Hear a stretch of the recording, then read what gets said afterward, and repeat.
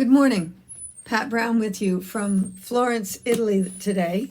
It's late in the evening on Thursday, and I had shown you this view last year when we were here, and or 2 years ago, and we've been able to return, and we've been enjoying Florence very, very much.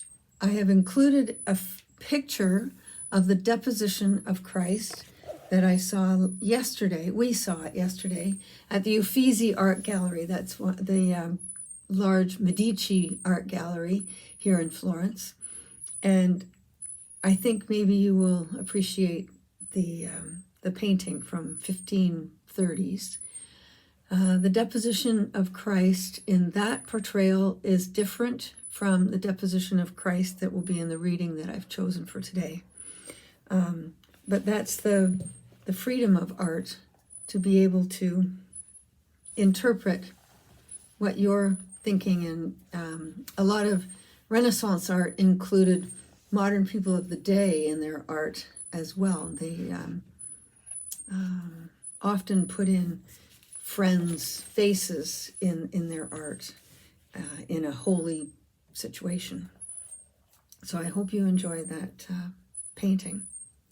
So I took the reading from John 19, verses 38 to 42, which is after the death of Christ.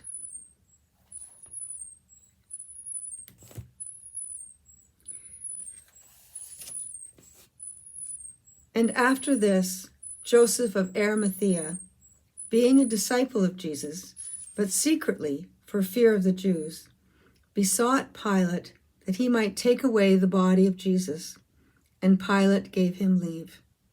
He came therefore and took the body of Jesus. And therefore came also Nicodemus, which at the first came to Jesus by night, and brought a mixture of myrrh and aloes, about 100 pound weight. Then took they the body of Jesus, and wound it in linen cloths with the spices, as the manner of the Jews is to bury. Now in this place where he was crucified there was a garden, and in the garden a new sepulchre, wherein was never man yet laid. There laid they Jesus. Therefore, because of the Jews' preparation day, for the sepulchre was nigh at hand. The Gospel of Christ. Now, John describes this hasty burial of Jesus in a borrowed tomb.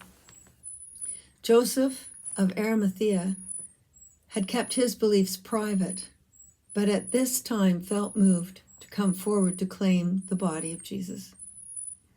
At a time when, as he thought, Jesus could do nothing for him anymore, he needed to show his belief in Jesus and do something for him.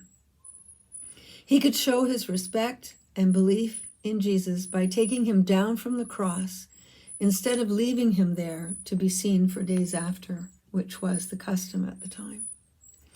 Nicodemus, also a secret believer, came forth to support Joseph.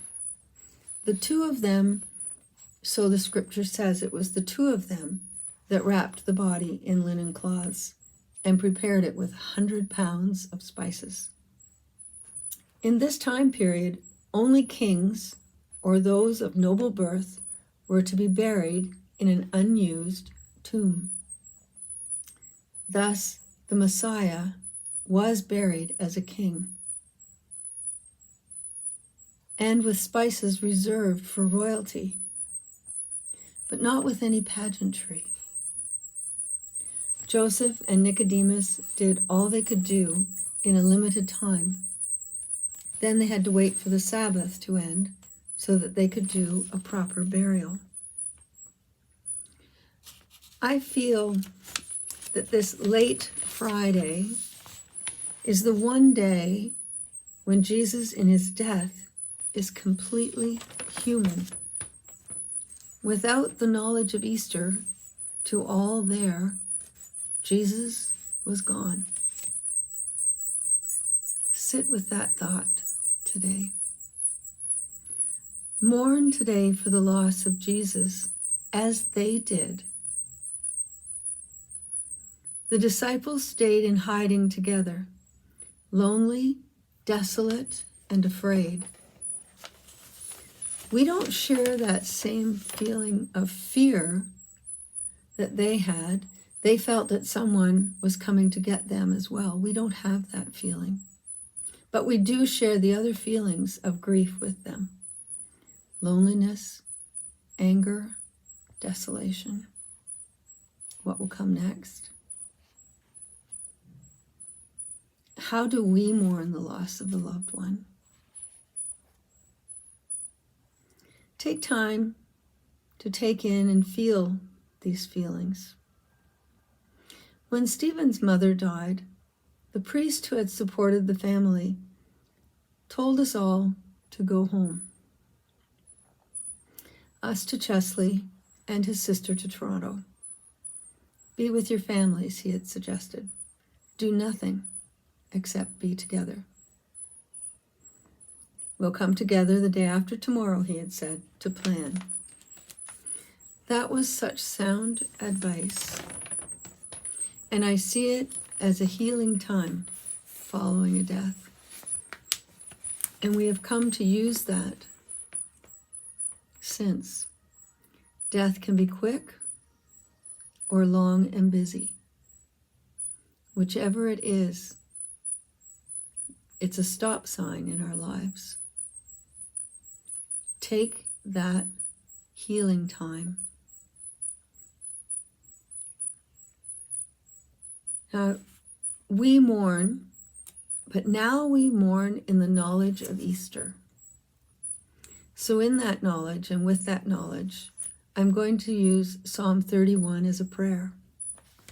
And let these words bring us hope. Psalm 31. It's getting a little dark here.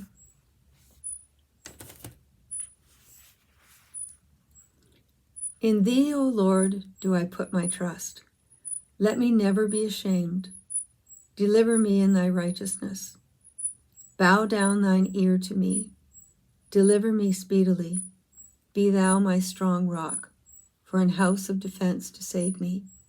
For thou art my rock and my fortress. Therefore, for thy name's sake, lead me and guide me. I trust in thee, O Lord. Thou art my God. My times are in thy hand. Deliver me from the hand of mine enemies, and from them that persecute me. Make thy face to shine upon thy servant. Save me from my mercies, for my mercy's sake. Nevertheless, thou heardest the voice of my supplications when I cried unto thee. O love the Lord, all ye his saints, for the Lord preserveth the faithful, and plentifully rewardeth the proud doer. Be of good courage, and he shall strengthen your heart, all ye that hope in the Lord.